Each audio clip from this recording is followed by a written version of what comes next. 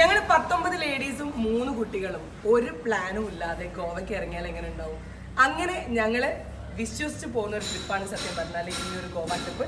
നമ്മൾ ടീച്ചേഴ്സിന്റെ staff tour ആയിരുന്നു, ഇത് സ്റ്റാഫ് ട്രിപ്പായിരുന്നു. അപ്പൊ ഞങ്ങൾ ഈ ഒരു സ്കൂളിന്റെ സ്റ്റാഫ് ട്രിപ്പിന് എങ്ങോട്ട് ടൂർ പോകണമെന്ന് ആലോചിച്ചപ്പോൾ ഞങ്ങൾക്ക് എല്ലാവർക്കും ഒരുപോലെ തോന്നിയ ഐഡിയ ആണ് നമ്മൾ പോവാത്തൊരു സ്ഥലം, അത് ഗോവയായിരുന്നു കേട്ടോ. അപ്പൊ അങ്ങനെ 3 days സ്റ്റാഫ് ട്രിപ്പിനായിട്ട് നമ്മൾ ഗോവയിലേക്ക് പുറപ്പെട്ടു. തിരിച്ച് ഗോവയിൽ എത്തിയ സമയത്ത് ഞങ്ങൾക്ക് ചെറുതായിട്ടൊരു അബദ്ധം പറ്റിയിട്ടുണ്ടായിരുന്നു. കാരണം നമ്മൾ വിശ്വസിച്ച നമ്മുടെ ട്രാവൽ ഏജന്റ് നമ്മളെ കംപ്ലീറ്റ്ലി ചീറ്റ് ചെയ്തു എന്ന് തന്നെ പറയാം.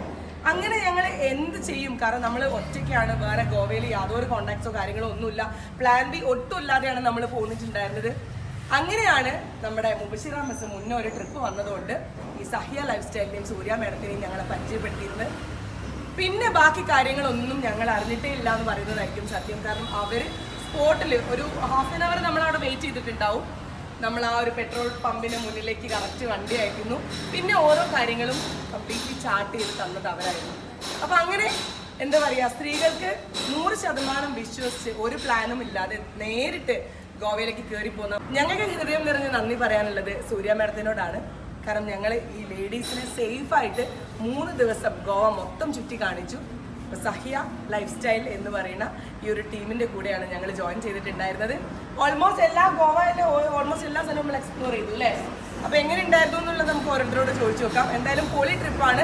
ലേഡീസിന് സേഫായിട്ട് വിശ്വസിച്ച് യാത്രയ്ക്ക് പോരാം. നമ്മൾ ഫാമിലി ആയിട്ട് കുഞ്ഞുങ്ങളൊക്കെ ഉണ്ടായിരുന്നു.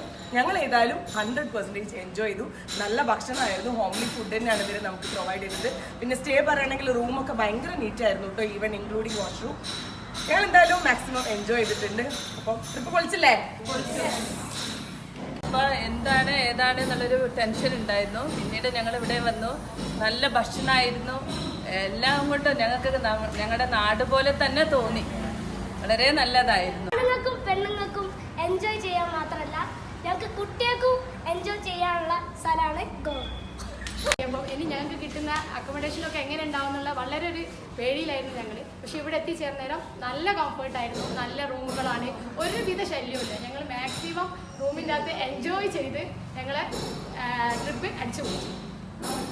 നിങ്ങൾ ഗോവയ്ക്കാണ് പോകുന്നത് ഞങ്ങളോട് പലരും ചോദിച്ചിരുന്നു. പക്ഷേ സ്റ്റാഫിനും ഗോവ നല്ലപോലെ എക്സ്പ്ലോർ ചെയ്യാൻ പറ്റിയൊരു സ്ഥലമാണ്. അതുപോലെ തന്നെ സഹ്യ ടീമിൻ്റേത് വളരെ നല്ലൊരു എക്സലൻറ്റ് പെർഫോമൻസ് ആയിരുന്നു. അവർ നല്ല എല്ലാവിധ കാര്യങ്ങളും ഞങ്ങൾക്ക് ചെയ്തു തന്നു.